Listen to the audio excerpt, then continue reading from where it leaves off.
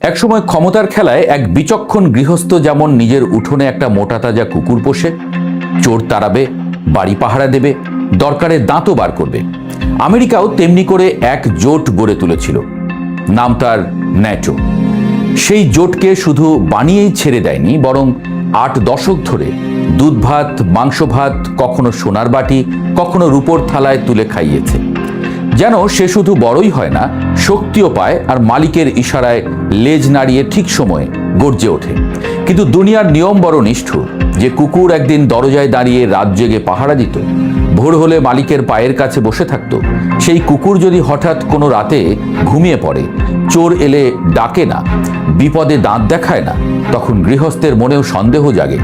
তখন সে ভাবে, এতদিন যা খাইয়েছি তা কি তবে শুধু অপচয়?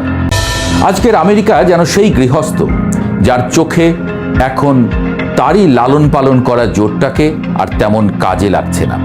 প্রয়োজন ফুরলে মানুষ যেমন পুরনো আসবাবপত্র উঠোনে ফেলে দেয়, তেমনি করে সে এখন হিসাব করছে এই দীর্ঘদিনের সঙ্গীকে আর কতদিন টেনে নেওয়া যায়। কারণ ক্ষমতার দুনিয়ায় বন্ধুত্বের দাম থাকে, কিন্তু প্রয়োজনের দামটা সবসময় একটু বেশি। ভাবুন তো, প্রায় 8 দশক ধরে একটি জোট তৈরি হলো এই বিশ্বাসে যে তোমার উপর আঘাত মানে আমার উপর আঘাত। সেই জোটের নাম ন্যাটো। দ্বিতীয় বিশ্বযুদ্ধের ধ্বংসস্তূপের উপর দাঁড়িয়ে 1949 সালের 4 এপ্রিল ওয়াশিংটনে যখন চুক্তি সই হয়, তখন ইউরোপ ছিল ক্লান্ত, বিধ্বস্ত, মানসিকভাবে ভেঙে পড়া এক মহাদেশ। সোভিয়েত ইউনিয়নের লাল ছায়া তখন পশ্চিম ইউরোপের উপর ধীরে ধীরে নেমে আসছে। আমেরিকা তখন বলল, ভয় নেই, আমি আছি।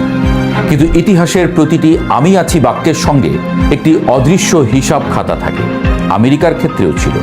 ইউরোপকে রক্ষা করা যেমন উদ্দেশ্য ছিল, তেমনি সমাজতন্ত্র ঠেকিয়ে পুঁজিবাদী বিশ্ব ব্যবস্থা প্রতিষ্ঠা করাও ছিল সমান গুরুত্বপূর্ণ লক্ষ্য। শুরুতে 12টি দেশ, পরে বাড়তে বাড়তে 32, সর্বশেষ সুইডেন পর্যন্ত নিরপেক্ষতার শতবর্ষী নীতি ভেঙে এই জোটে ঢুকে পড়ল। ব্রাসেলসের সদর দপ্তর, আধুনিক অস্ত্র, যৌথ মহড়া, সব মিলিয়ে ন্যাটো হয়ে উঠল পৃথিবীর সবচেয়ে শক্তিশালী সামরিক ক্লাব। কিন্তু ক্লাবের সবচেয়ে বড় সদস্য যদি বিল দেয় আর অন্যরা শুধু চা খায়, তাহলে একদিন না একদিন ঝগড়া হবেই। সেই জায়গাতেই হাজির হন ডোনাল্ড ট্রাম্প। 2017 সালে ক্ষমতায় আসার আগেই তিনি ঘোষণা করেছিলেন ন্যাটো সেকেলে। তার অভিযোগ ছিল ইউরোপ নিরাপত্তা কিনছে আমেরিকার টাকায়। ন্যাটোর মোট ব্যয়ের প্রায় 60 থেকে 62% দেয় যুক্তরাষ্ট্র একাই। অন্যেরা প্রতিশ্রুতি দেয়, কিন্তু পকেট খুলতে চায় না। ট্রাম্পের ভাষায় ন্যাটো হয়ে গেছে কাগুজে বাঘ। তারপর সময় গড়ালো, ইউরোপীয় দেশগুলো প্রতিরক্ষা ব্যয় বাড়ালেও ট্রাম্পের সন্দেহ কমেনি। তিনি বারবার বললেন, আমেরিকা যদি টাকা দেয় তাহলে আমেরিকার স্বার্থ আগে দেখতে হবে। এখানে ইতিহাস নাটকীয় মোড় নেয়। ইরান যুদ্ধ 2026 সালের 28 ফেব্রুয়ারি যুক্তরাষ্ট্র ও ইসরায়েলের যৌথ হামলার মাধ্যমে মধ্যপ্রাচ্যে নতুন সংঘাত শুরু হলো।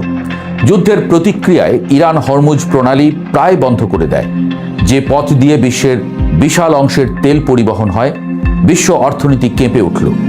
এই মুহূর্তে ট্রাম্প যা করলেন সেটাই ন্যাটোর জন্য পরীক্ষার মুহূর্ত হয়ে দাঁড়ায়।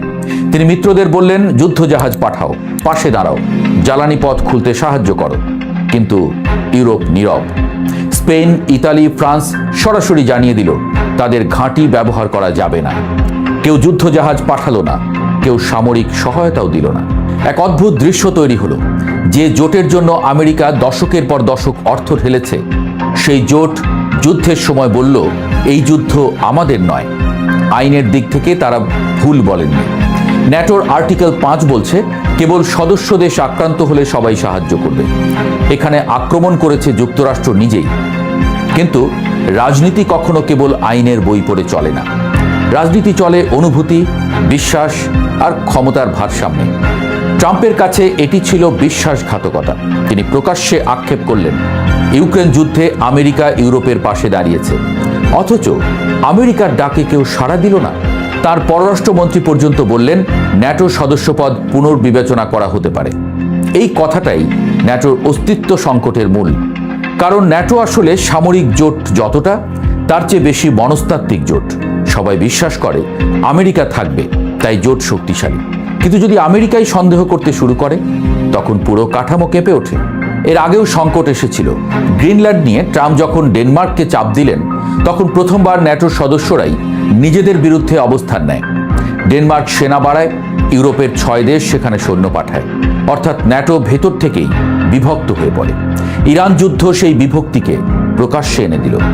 আজ প্রশ্ন উঠেছে, ন্যাটো কি এখনো ঠান্ডা যুদ্ধের যুগে আটকে আছে?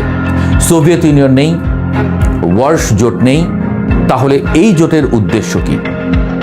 রাশিয়া ইউক্রেন যুদ্ধ সাময়িকভাবে ন্যাটোকে ঐক্যবদ্ধ করেছিল।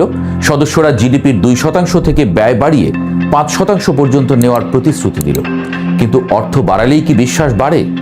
ট্রাম্পের চোখে উত্তর না, কারণ তার দৃষ্টিতে ন্যাটো এখন এমন এক বীমা কোম্পানি যেখানে প্রিমিয়াম দেয় আমেরিকা আর সুবিধা নেয় ইউরোপ। ইরান যুদ্ধ সেই ধারণাকে বাস্তব অভিজ্ঞতায় পরিণত করেছে। এখন যদি যুক্তরাষ্ট্র সত্যিই ন্যাটো থেকে বেরিয়ে যায়, আইনগতভাবে সহজ নয়, কংগ্রেসের অনুমোদন লাগবে, কিন্তু আন্তর্জাতিক রাজনীতিতে বাস্তবতা আইনের চেয়ে শক্তিশালী। আমেরিকা যদি সামরিক অঙ্গীকার কমিয়ে দেয়, অর্থায়ন কমায়, নেতৃত্ব সরিয়ে নেয়, ন্যাটো কাগজে কলমেও বাস্তবে অস্তিত্ব হারাবে। কারণ ন্যাটো মানেই আমেরিকার সামরিক ছাতা। ছাতা সরালে বৃষ্টির মধ্যে ইউরোপ একা দাঁড়াবে। এখানেই সবচেয়ে বড় ভয়। ইউরোপ বুঝতে পারছে আমেরিকার ধৈর্য শেষের দিকে, আর ট্রাম্প বুঝতে চাইছেন বন্ধুত্ব একমুখী হলে তা জোট নয়, বোঝা। মানুষ বন্ধুত্ব করে হৃদয়ে, কিন্তু রাষ্ট্র বন্ধুত্ব করে হিসাবের খাতায়। আর খাতা যখন লালকালি দেখায়, তখন বন্ধুত্বের কবিতা খুব দ্রুত গদ্যে নেমে আসে। ইরান যুদ্ধ সেই গদ্যের মুহূর্ত। আজ ন্যাটো দাঁড়িয়ে আছে এক অদ্ভুত মোড়ে। বাইরে শত্রু কম, ভেতরে সন্দেহ বেশি। ইতিহাসে বহু জোট যুদ্ধের আঘাতে ভাঙেনি, ভেঙেছে অবিশ্বাসে। আর যদি আমেরিকা সত্যিই মনে করে তার ডাকে কেউ সাড়া দেয় না, তাহলে ন্যাটো নামটা হয়তো মানচিত্রে থাকবে, কিন্তু শক্তি হিসেবে ধীরে ধীরে মুছে যাবে। কারণ শেষ পর্যন্ত প্রশ্নটা অস্ত্রের নয়, আস্থার। ইরান যুদ্ধ সেই আস্থাকেই সবচেয়ে বড় আঘাত দিয়েছে, এবং হয়তো ইতিহাস একদিন লিখবে ন্যাটো ভাঙেনি কোনো শত্রুর হাতে, বরং ভেঙেছিল সেই দিন যেদিন যুদ্ধের ডাক শুনে মিত্ররা নীরব ছিল।